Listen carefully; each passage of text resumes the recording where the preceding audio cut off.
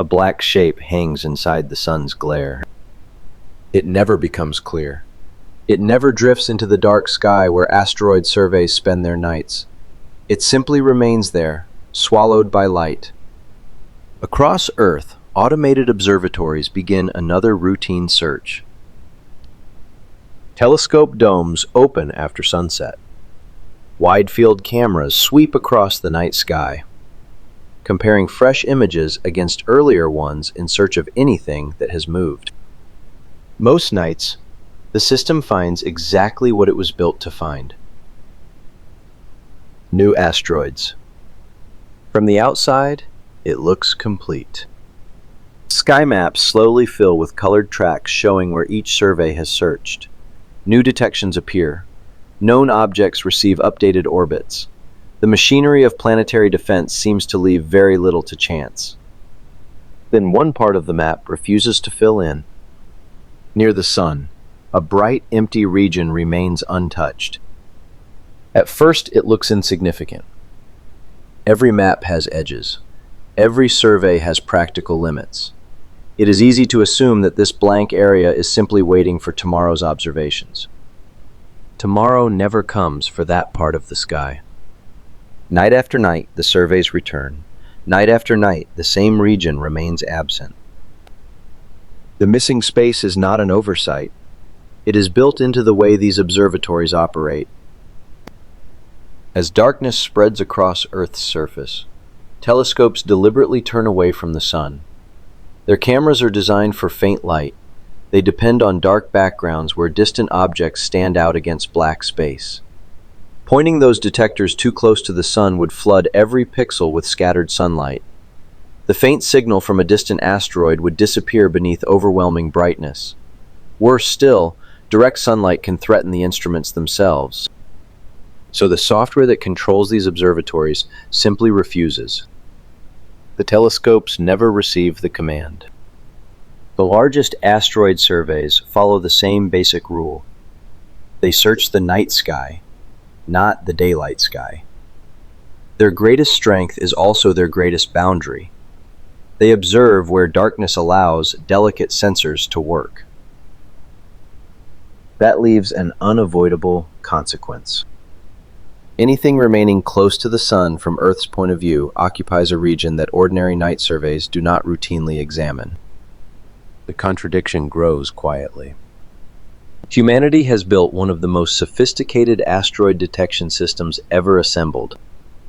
Yet the brightest object in our sky defines one of its least searchable directions. The cameras are functioning exactly as intended. The software is following its instructions perfectly. Nothing has failed. And still, an entire sector of space remains outside the normal search. The black silhouette returns for only a moment. It has not moved. Only the map around it has changed. What first appeared to be complete now contains a permanent opening. Not a temporary gap. A structural one. The investigation has not revealed what waits inside that missing region. Only that the region is real. The empty region did not appear because astronomers forgot to look there. The next question is much harder. If professional surveys leave that part of the sky alone, is there actually anything inside it? From Earth, the answer is almost impossible to see directly. Imagine looking down on the solar system from far above its orbital plane. Earth's path forms a broad circle around the sun. Most familiar near-Earth asteroids spend part of their journeys crossing well outside that circle, where they eventually emerge into the dark night sky. Those are the objects modern surveys are built to find. But another family follows a very different route. Their orbits remain tucked inside Earth's own. For most of every revolution, they never stray far from the sun in our sky. They are not theoretical calculations waiting for confirmation. They are documented objects. Published orbital solutions trace their paths with the same mathematics used for every known asteroid. Their positions have been measured, checked, and entered into the international catalog maintained by the Minor Planet Center. The evidence does not point toward an empty blind region. It points toward an inhabited one. The change is subtle, but irreversible. The missing space on the map is no longer simply a place where observations are absent. It is a place where real objects spend much of their existence. One orbit, in particular, makes the geometry impossible to ignore. An asteroid known as 2021 PH27 circles the Sun in just over 100 days. Its path lies almost entirely inside Earth's orbit. At its closest approach to the Sun, it travels even nearer than Mercury. From Earth's perspective, that means something remarkable. During almost its entire journey, the asteroid remains compressed into the same brilliant direction as the Sun itself. It is not racing through the midnight sky. It is buried in daylight. The old assumption begins to fail. If these objects exist, why do they seem to disappear for most of their lives? The answer is not hidden inside the asteroid. It is hidden inside the viewing geometry. As Earth moves along its own orbit, the line of sight toward these interior objects rarely separates very far from the Sun. Even while the asteroid continues its predictable journey around our star, our perspective keeps forcing it back toward the brightest part of the sky. The orbit exists. The calculations remain stable. Yet the opportunity to observe it keeps collapsing. The black silhouette appears again. This time it slips only briefly away from the golden glare before the light closes around it once more. Nothing about the object has changed. Only the viewer now understands why it seems to vanish. The blind region is no longer an empty omission on a map. It has become a documented neighborhood of the solar system. One question remains. If these asteroids spend most of their lives hidden beside the Sun, how was even one of them ever discovered? The first clue does not appear at midnight. It appears while daylight is still refusing to leave. The 4-meter Blanco telescope stands high above the Chilean desert, waiting through the last minutes of sunset. Most astronomical observations begin only after the sky has turned completely dark.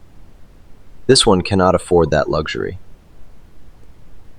The clock is already working against it. As the Sun slips below the horizon, the telescope pivots sharply toward the fading glow in the west. It is aiming into a part of the sky that most observing programs deliberately avoid. The background is still bright. The atmosphere near the horizon is thick. Every second that passes makes the target sink lower. From a distance, it looks almost backward. An observatory built to study the deep darkness of space is deliberately looking toward the brightest remaining part of the evening sky. For only a few minutes, that contradiction becomes useful. The telescope begins taking a sequence of exposures. Not one image. Several. The resulting frames bear little resemblance to the crisp astronomical photographs people are used to seeing. The background is washed with lingering twilight. Stars appear softer than they do overhead. Fine atmospheric turbulence blurs their light before it ever reaches the detector. Somewhere among those blurred points, one faint speck shifts.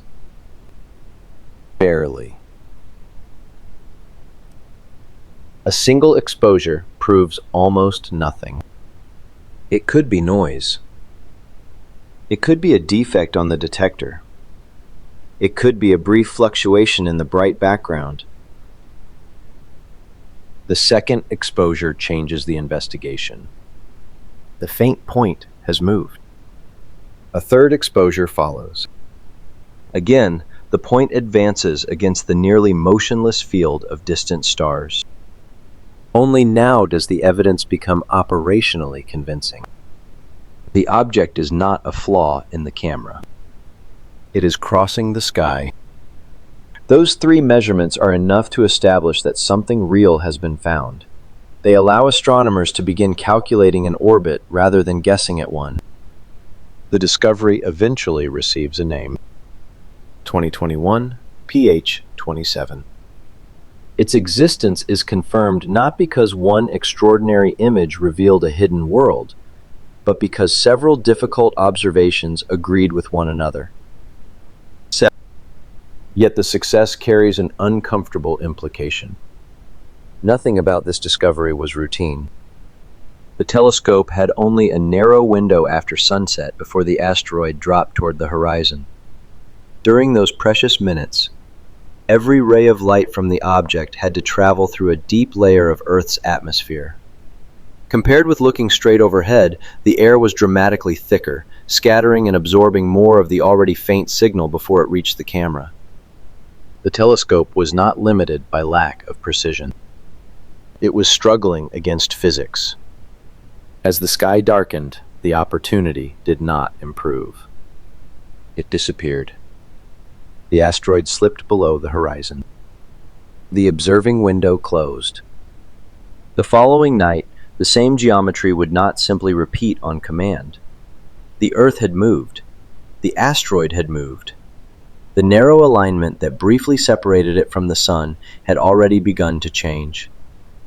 The black silhouette returns once more. For a fleeting moment, it escapes the golden glare just long enough to become a measurable point of light. Then the light claims it again. The discovery does not erase the blind region. It only proves that the blind region can sometimes be sampled. One successful detection answers a single question. It immediately creates a larger one. If finding one asteroid required such a brief and fragile alignment, how many others complete their journeys without ever entering that narrow window? A larger mirror seems like the obvious answer. For centuries, astronomy has pushed back the limits of the visible universe by building bigger telescopes, polishing better optics, and designing more sensitive detectors. Each generation has revealed objects the previous one could not see. It is a reasonable expectation. If the sun's hidden neighborhood remains difficult to observe, then surely a more powerful telescope will eventually solve the problem. The evidence appears to support that idea. Modern observatories collect astonishingly faint light. They detect galaxies billions of light years away. They measure the tiny dimming of distant stars as planets pass in front of them. They routinely observe objects so faint that the human eye could never hope to detect them.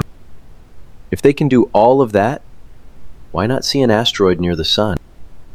The investigation changes the moment the scene is viewed from above the solar system. Earth circles the sun along its familiar path. Inside that orbit, an asteroid follows its own smaller route. Now ignore the telescope entirely. Draw only a straight line from Earth toward the asteroid. Again and again, that line passes almost directly alongside the sun. The contradiction no longer belongs to the instrument.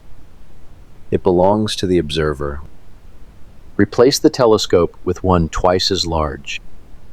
The line does not move.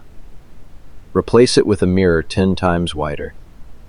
The line still passes through the same overwhelming glare. Increase the detector's sensitivity. The detector receives more light from the asteroid. It also receives far more scattered sunlight. The geometry remains unchanged. The original intuition begins to collapse. The obstacle is not that telescopes are too weak. It is that Earth shares its orbit with the observer. From this position, certain directions remain compressed against the sun, no matter how capable the instrument becomes. The evidence extends beyond a single observatory.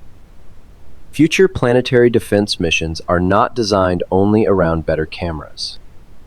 Some begin by changing something even more fundamental: the observer's point of view. Space-based infrared observatories are planned specifically because changing where the observer sits can expose regions that remain difficult to study from Earth's surface. The engineering matters, but it reveals the deeper lesson. Before improving the detector, the mission first changes the viewing geometry. The investigation has quietly replaced its central model. The blind region was never simply the result of imperfect technology. It is recreated continuously by the relative positions of the Sun, the Earth, and the object being observed. The black silhouette appears again. Nothing about its shape has changed. Nothing about the Sun has changed. Only the viewer now sees the invisible structure surrounding them. The glare is no longer just bright light. It has become a measurable boundary imposed by orbital geometry. That realization alters the investigation more than any larger telescope ever could. One final question remains. If every observing system must work within some geometric limit, what does planetary defense actually look like when complete visibility is impossible? The investigation now expands beyond a single telescope. Around the world, observatories hand measurements to orbit databases. Those databases feed monitoring centers that continually recalculate the paths of known asteroids. Each new observation slightly sharpens an orbit, reducing uncertainty and improving future predictions. No single telescope watches the sky alone. Each contributes one piece to a much larger system. From a distance, the network appears remarkably complete. Optical surveys patrol the dark sky. Radar observations refine the paths of objects that pass close enough to Earth. Orbit catalogs combine measurements collected across continents and years. Every component fills a different role. It is tempting to believe that enough overlapping systems eventually remove every weakness.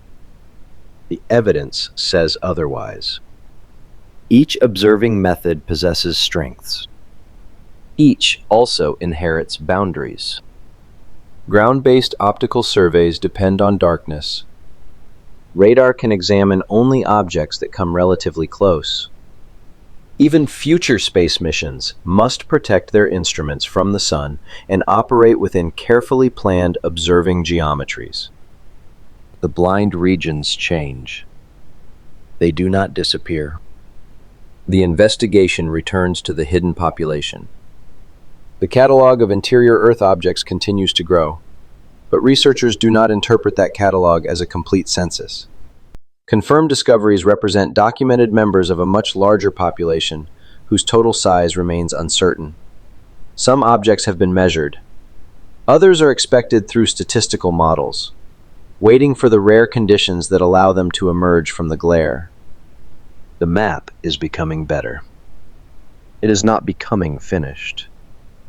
That distinction matters. A growing catalog is evidence of increasing knowledge. It is not evidence that every object has already been found. Future observing systems promise substantial improvement. They are expected to reveal objects that today's surveys rarely glimpse. But their own planning documents describe expanding coverage, reducing uncertainty, and improving detection capability. They do not promise perfect surveillance. The language is careful because the physics is unavoidable. Every observing platform must work within operational limits. Every mission trades one advantage for another. Planetary defense is not built around a single instrument that sees everything. It is built around many instruments whose limitations overlap as little as possible. The black silhouette returns one last time. It drifts slowly toward the Sun until its outline begins to dissolve into the surrounding light. Nothing dramatic happens. No collision follows. No alarm sounds. The object simply becomes difficult to observe again. That quiet disappearance now carries a different meaning. Earlier, it represented an unknown threat. Later, it became evidence that hidden asteroid populations truly exist. Now it represents something larger than any individual asteroid. It represents the portion of the solar system that remains only partially observable from Earth's perspective. The investigation has changed its subject without changing its image. It never was about finding one hidden rock. It was about discovering the boundary of our own view. The final reconstruction is almost complete. Humanity has built an advanced and constantly improving planetary defense network. Its greatest remaining frontier is not defined by a lack of effort, nor by a lack of powerful telescopes. It is defined by the geometry of looking outward while orbiting the same star that floods the sky with light. The silhouette disappears completely into the golden glare. The sun remains exactly where it has always been. Only the map around it has changed.